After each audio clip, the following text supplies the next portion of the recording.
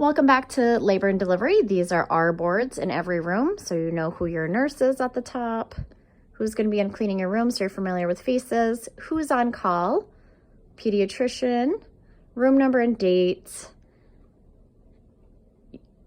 any pain medications if they're due would be written here. Typically on the board we write, have a baby, what's to be expected, but I'm going to give you a little 101 about labor in general. So when you're in labor, there is 3 different steps that need to be accomplished to have a baby. So this pertains mostly to first-time mommies because it's a very long marathon. You can be in spontaneous labor 12 to 24 hours, and you can push anywhere from 30 minutes to 3 hours. So it's very important to know the marathon that comes along with this. Lots of patience, rest, food is fuel. But while you're having those contractions and they're painful and you feel like not much progress is being made, a lot is. It's just in different ways. So here is your uterus with your baby, which is hopefully head down, and your bony structures, okay? So we're all familiar with the dilation. That's the 1 to 10 centimeters. How many centimeters am I? Okay, we like it to get to 10 centimeters, which means it opens right up, and I'll show you on this little picture in a second. Effacement, you'll hear us say anywhere between 0 and 100% effaced. So right now, this cervix is 0% effaced. I'm going to take half of that away. Now we're at 50% effaced. If I take it all away, 100% effaced. So that takes a lot of time to get rid of all that cervix that was right there for the effacement. And then this is where it's going to dilate. So the bigger this gets right here is where the dilation comes in. And that's there, we're at 10 centimeters. There's an open pathway for the baby to come through. But then you have station.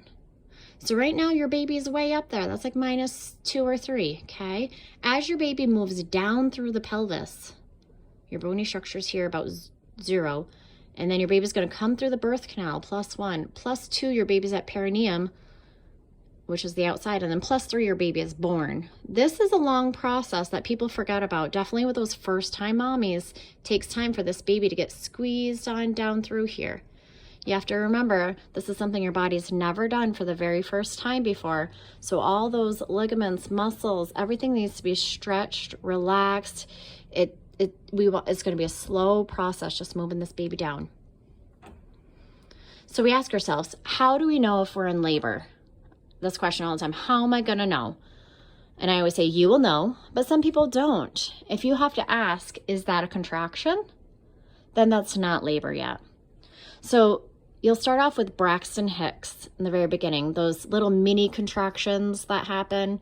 Those happen throughout the pregnancy, definitely toward the end of the pregnancy, last couple of weeks. All those Braxton Hicks are working on getting rid of some of your cervix, scooting this baby down. It's doing something. I know it's painful, but it happens. So when we come over, how do we know if we're in labor? First-time mommies, we used to always do this 5-1-1 rule. Are your contractions 5 minutes apart, lasting for 1 whole minute, and it's been going like this for over an hour? Call us, let us know.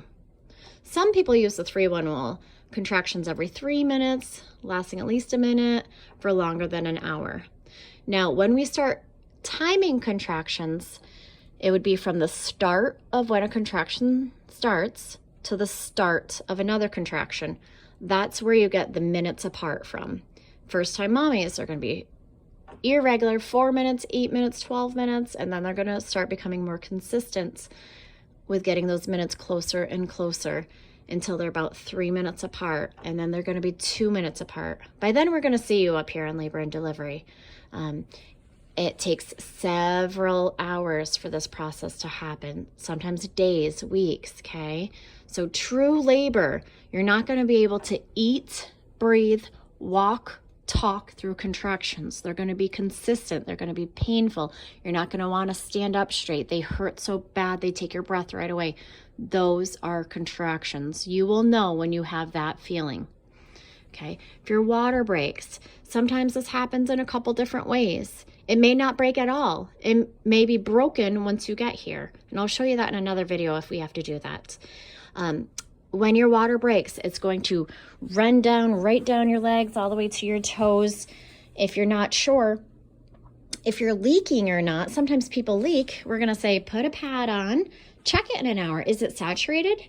Did it only happen one time? Is it continuing to drip out? Once your water breaks, same thing. It will continually leak until your baby is born. So that's something. And then bloody show happens when your cervix starts opening and changing. You'll notice bloody show on your tissue paper when you wipe.